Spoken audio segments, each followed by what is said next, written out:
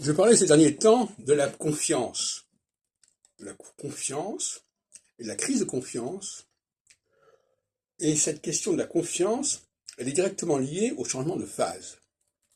Parce que la confiance n'est plus fondée de la même façon, n'est plus fonctionnée de la même façon. Et donc, il y a 15 ans, on a eu la faillite,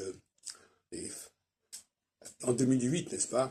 La faillite américaine, des gens qui avaient emprunté, etc. Eh bien, 15 ans après, on a la même configuration. Alors, l'autre jour, je parlais d'un problème de crédibilité sur le plan politique, mais il est évident que ça concerne également la crédibilité sur le plan économique, sur le plan bancaire. Et donc, le passage de Saturne à 0 poisson, comme en 2008, est un vecteur de crise de confiance.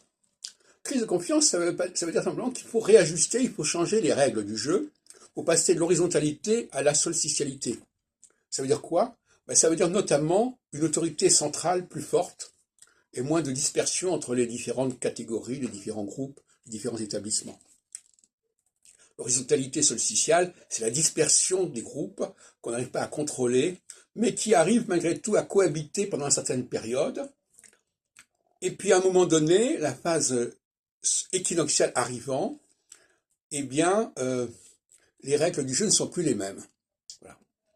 Donc là encore, nous avons une validation de mon système. Nous avons d'un côté les grèves et une certaine défiance envers le gouvernement, qui est typiquement un problème de confiance. Mais là, avec le crédit, la crise du crédit, la crise bancaire, notamment dans la Silicon Valley, mais aussi au niveau du Crédit Suisse, etc., c'est tout à fait caractéristique de ce genre de phase, de changement de phase. Donc, c'était prévisible. Alors, à ce sujet, je voudrais dire que l'astrologie a vocation à faire des prévisions à longue échéance, à long terme. Puisque si elle travaille sur des révolutions planétaires qui reviennent régulièrement, il est normal que l'on puisse extrapoler en disant, voilà, eh bien, dans 15 ans, on aura le même phénomène, et 15 ans avant, etc. Donc, quand André Barbeau se vante d'avoir annoncé en 55 la crise de 89, on est dans une logique astrologique. L'astrologie, elle a vocation à prévoir longtemps à l'avance. Et il est évident que, par exemple, cette crise de 2023, elle était prévisible dès 1995. Puisqu'il suffisait d'ajouter 28 ans à 1995, on avait 2023. Donc ça n'a rien d'extraordinaire, cette capacité que nous avons, nous astrologues, de nous projeter dans le temps, dans le futur, mais aussi dans le passé. Ça fait partie du système que nous utilisons.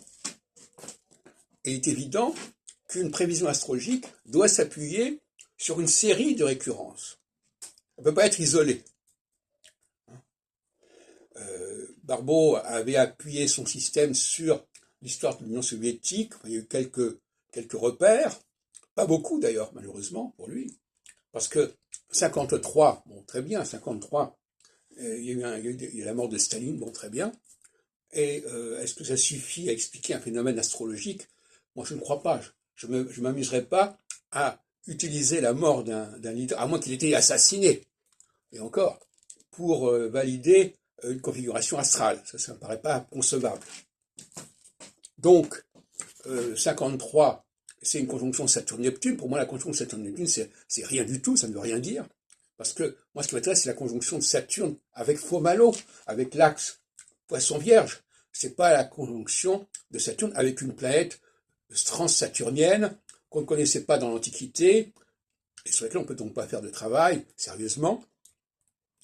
Il faut arrêter de se servir de ces planètes au-delà de Saturne.